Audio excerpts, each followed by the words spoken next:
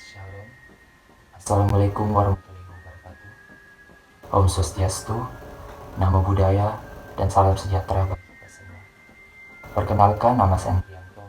Saya merupakan mahasiswa semester 4 dengan prodi manajemen dari Universitas Uswa. Di sini saya akan menjelaskan beberapa materi mengenai desain barang dan jasa, peramalan permintaan barang dan jasa, strategi tata ruang, dan strategi proses. Nah, materi ini merupakan materi yang terkandung dalam mata kuliah manajemen operasional. Baiklah, langsung saja kita mulai pembahasannya. Baiklah, materi yang pertama yaitu materi mengenai desain barang dan jasa. Pada umumnya, setiap barang dan jasa yang masuk dalam tahapan perkenalan dapat didefinisikan, yaitu berdasarkan fungsinya. Untuk apa produk atau jasa itu digunakan, yang dimana perusahaan mendesain produk itu dengan tujuan meningkatkan fungsinya. Yang pertama yaitu pemilihan barang dan jasa. Pengadaan barang atau jasa pemerintah ialah merupakan suatu kegiatan dengan tujuan memperoleh barang atau jasa yang prosesnya dimulai dari perencanaan kebutuhan sampai diselesaikannya seluruh kegiatan untuk memperoleh barang atau jasa. Barang atau jasa yang baik harus pula disediakan oleh penyedia barang atau jasa yang baik, sehingga dikenal istilah kualifikasi yang merupakan penilaian terhadap kompetensi atau kemampuan penyediaan barang atau jasa dalam menyediakan barang atau jasa yang dibutuhkan. Jenis-jenis pengadaan barang atau jasa. Pengadaan barang adalah pengadaan setiap benda, baik berwujud maupun tidak berwujud, bergerak maupun tidak bergerak, yang dapat diperdagangkan, dipakai, dipergunakan, atau dimanfaatkan oleh pengguna barang. Pengadaan barang jasa lainnya adalah jasa yang membutuhkan kemampuan tertentu yang mengutamakan keterampilan dalam suatu sistem tata kelola yang dikenal luas di dunia usaha untuk menyelesaikan suatu pekerjaan atau segala pekerjaan atau penyediaan jasa lain selain jasa konsultasi, pelaksanaan pekerjaan konstruksi, dan pengadaan barang. Swakelola. Selain melalui pemilihan penyedia barang atau jasa, pelaksanaan pengadaan barang jasa dapat dilakukan dengan swakelola. Swakelola adalah kegiatan pengadaan barang atau jasa di mana pekerjaannya direncanakan, dikerjakan, atau diawasi sendiri oleh KLDI sebagai penanggung jawab anggaran, instansi pemerintah lain, dan atau kelompok masyarakat. Selanjutnya kita akan masuk materi mengenai peramalan permintaan barang dan jasa. Nah, berikut merupakan bagian-bagian pembahasan dalam materi peramalan permintaan barang dan jasa. Yang pertama yaitu pengertian dari peramalan. Peramalan atau forecasting merupakan sebuah aktivitas yang memprediksi atau memperkirakan apa yang akan terjadi di masa yang akan datang dengan waktu yang relatif lama. Peramalan sendiri memiliki tujuan yaitu untuk memprediksi prospek ekonomi dan aktivitas usaha dan juga pengaruh lingkungan kepada prospek tersebut. Peramalan juga merupakan suatu hal bagian yang paling penting untuk setiap perusahaan maupun organisasi bisnis dalam saat mengambil keputusan manajemen. Selanjutnya yaitu tujuan dari peramalan. Nah, dari tujuan peramalan ini saya mengutipnya dari Hessler dan Rendell tahun 2009, yang dimana terdiri dari 3 tujuan peramalan, yaitu yang pertama sebagai pengkaji kebijakan perusahaan yang berlaku di saat ini dan di masa lalu, dan juga melihat sejauh mana pengaruh di masa datang. Tujuan yang kedua yaitu peramalan dibutuhkan karena terdapat time lag atau delay antara ketika suatu kebijakan perusahaan ditetapkan dengan ketiga implementasi. Dan tujuan peramalan yang ketiga yaitu peramalan adalah dasar penyusutan bisnis suatu perusahaan sehingga bisa meningkatkan efektivitas sebuah rencana bisnis. Berikutnya yaitu fungsi dari peramalan. Peramalan atau forecasting sendiri memiliki fungsi, yaitu akan ketahui ketika pengambilan keputusan. Keputusan yang baik adalah keputusan yang berdasarkan atas pertimbangan apa yang akan terjadi di waktu keputusan tersebut dijalankan. Jika kurang tepat ramalan yang sudah disusun, maka masalah peramalan juga merupakan masalah yang sering dihadapi. Metode peramalan. Berikut ialah merupakan jenis-jenis dari metode peramalan. Metode peramalan yang pertama yaitu yang berdasar pada pemakaian analisa keterkaitan antar variabel yang diperkirakan dengan variabel waktu dengan deret berkala atau time series.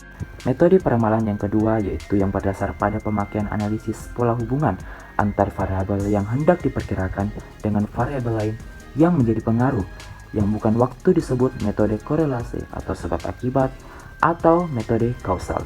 Selanjutnya yaitu jenis-jenis peramalan, yaitu yang pertama peramalan jangka panjang. Ramalan ini merupakan peramalan yang meliputi waktu yang lebih panjang dari 18 bulan, seperti contohnya peramalan yang dibutuhkan dalam hubungannya dengan penanaman modal.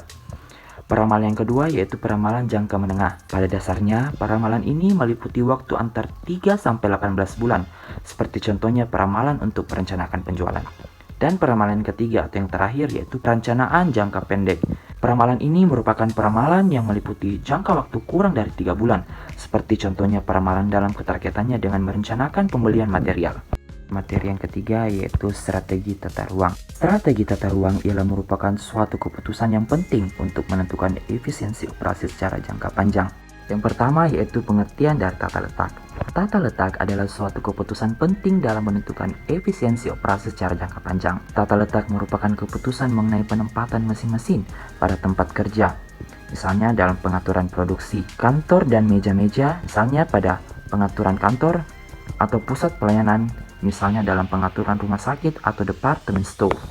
Selanjutnya yaitu tujuan dari tata letak, yaitu yang pertama, menggunakan ruang yang tersedia seefektif mungkin, meminimumkan jarak angkut dan biaya penanganan bahan, menciptakan keseimbangan dalam proses produksi, menyederhanakan proses produksi, mendorong semangat dan efektivitas kerja karyawan, menjaga keselamatan kerja dan barang-barang yang sedang diproses, dan yang terakhir yaitu menghindari berbagai bentuk pemborosan.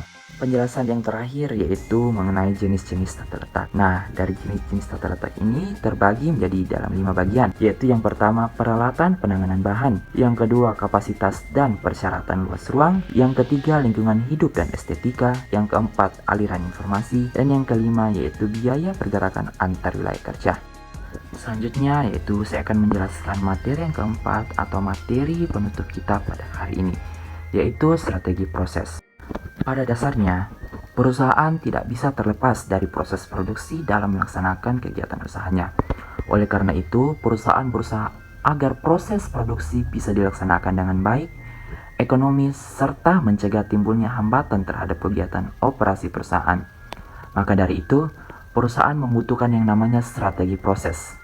Nah, pengertian dari strategi proses ialah strategi yang dimana sebuah pendekatan organisasi untuk mengubah sumber daya menjadi barang dan jasa. Yang pertama yaitu proses dalam sektor jasa. Interaksi dengan pelanggan sering memberikan pengaruh buruk pada kinerja proses. Tetapi sebuah jasa secara ilmiah menyiratkan adanya kebutuhan interaksi dan kustomisasi. Mengenali keinginan unik pelanggan cenderung menjadi malapetaka bagi sebuah proses. Semakin seorang manajer mendesain prosesnya untuk memenuhi persyaratan khusus ini, maka sebuah proses akan menjadi semakin efektif dan efisien. Penjelasan yang kedua yaitu proses re-engineering. Rekayasa ulang atau proses re-engineering adalah proses pemikiran kembali dan mendesain ulang bisnis secara radikal untuk membawa peningkatan kinerja secara dahsyat. Hal ini dilakukan karena kedinamisan yang dimana konsumen, teknologi, maupun bauran produk berubah. Yang penting pada proses ini ialah memusatkan perhatian pada perbaikan secara dahsyat dalam hal biaya, waktu, dan nilai konsumen. 4 strategi proses. Nah, strategi proses yang pertama yaitu fokus pada proses atau intermittent proses. Strategi proses yang kedua yaitu fokus berulang atau repetitive process. Strategi proses yang ketiga yaitu fokus produk atau continue process. Dan strategi proses yang keempat yaitu focus max customization. Selanjutnya yaitu penjelasan yang terakhir, analisis dan desain proses. Nah, pada analisis dan desain proses kali ini terbagi menjadi 4 bagian, yaitu yang pertama, apakah prosesnya dirancang untuk mencapai keunggulan bersaing dari segi diferensiasi, respon cepat atau biaya rendah. Yang kedua, apakah prosesnya menghilangkan langkah-langkah yang tidak menambah nilai. Yang ketiga yaitu, apakah prosesnya memaksimalkan nilai pelanggan sebagaimana dilihat oleh pelanggan. Dan yang keempat yaitu, apakah prosesnya akan mendatangkan banyak pesanan. Itulah tadi beberapa penjelasan materi yang terkandung dalam mata kuliah manajemen operasional.